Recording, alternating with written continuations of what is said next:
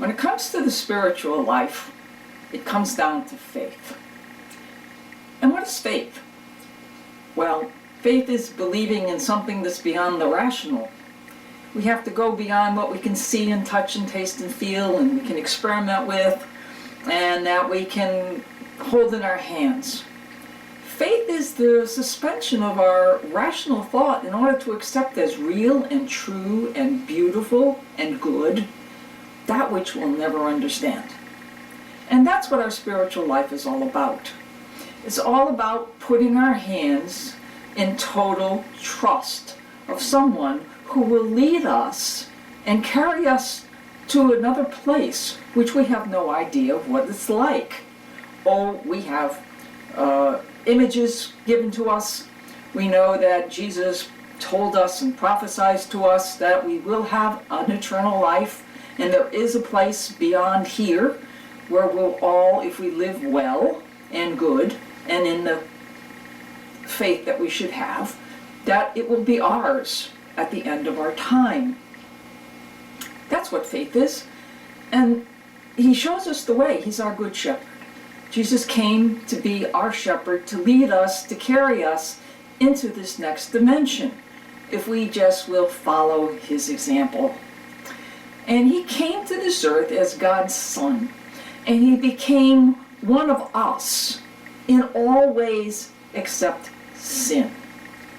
But that doesn't mean he stepped out of the dimension of being tempted. He was tempted, just like you and I are at all times. We're tempted. And Jesus, before he started his public ministry, spent time in the desert for 40 days to be with his Father in prayer. He was asking for direction. He wanted to know exactly how he was to carry out this mission that would take place for the next 3 years. So he goes out to the desert to be alone, to be mindful, to discover what it is that's deep within him that he has to give to us for our salvation. And while he's there, he's fasting, he's not eating and drinking, and he hears an appearance of the devil. And the devil says to him, Jesus, I want you to look out over there, and I want you to see all around you.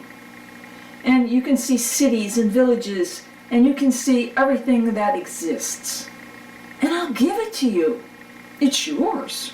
Just want you to get down and worship me. See, you have power, and I can give you this power.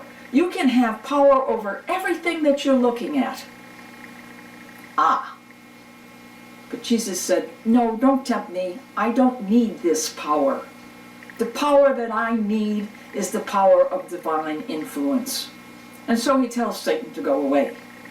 The first temptation, the temptation to power, the temptation to greed, the temptation to take over and feel important. Well, Jesus goes back to pray to be with his Father, and sometime later, Satan returns. And he says to Jesus, I can turn this rock into a loaf of bread, and you can eat from it. And Jesus again says, no, I don't need your bread. I'm the bread of life. Now what was Satan tempting to do? Well, Satan was tempting him not just to the bread of life, but all the things that are around us that give us pleasure.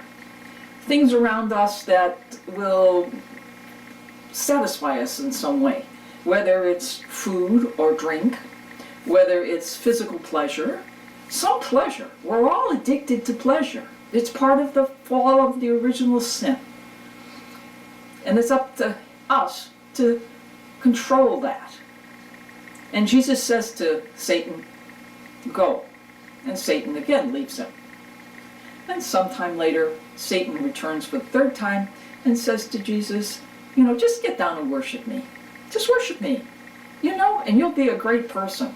People will love you, you'll have adulation all over the place, people will be flocking to you, and you'll have your satisfaction. Now Jesus again says to the devil, get away from me, I don't want anything to do with you. Jesus basically was being tempted to pride. And isn't that something we're all tempted to? And with pride, what we get is a self sense of worth and being better than someone else. And Jesus reminds us again in the Beatitudes, not the proud and the haughty, but blessed are the humble, for they shall see God. And so, as Jesus was tempted, he was tempted to tell us that, yes, even though he was the Son of God and he never committed sin, he was like us. And we're tempted every day. We're tempted every day to the things that are around us, to take our minds off of what's important in life. And what's important in life is our center focus, that we have our mind focused solely on that which is of the eternal. That doesn't mean we have to spend all day long, 24 hours a day, kneeling on the knees and praying. Prayer doesn't have to be like that. Yes, formal prayer is great. But prayer is just a mindfulness, a sense that everything I do out of love. And everything I do with an intent to do what is right. And when temptation comes, I believe that I will have the grace, because of my faith, that God will come and give me what I need to say no to that temptation. Temptation is everywhere, and this is the test of life. Life is full of temptations. We have lots of roadblocks. We have lots of obstacles in our life. But it's up to us to make that choice. We don't have to give in to temptation. No, it's something that we can't deny. But in today's modern world, we don't like the word sin. We don't like the word temptation, because we think everything should be, just do whatever you want, and everything's okay. It doesn't matter. Sin doesn't matter. But who knows? That's because we don't have faith. And that's because when we were baptized, in our baptism, we were given the waters of eternal life. And we were given the opportunity to be a Christian, to be a follower of Jesus. And what Jesus taught us was to always remember that we have one goal in life. And that one goal in life is to love and adore and praise Father, Son, and Spirit. And that he will reward us at the end of time. That he will give us that reward for living a good life by bringing us into his open arms in heaven.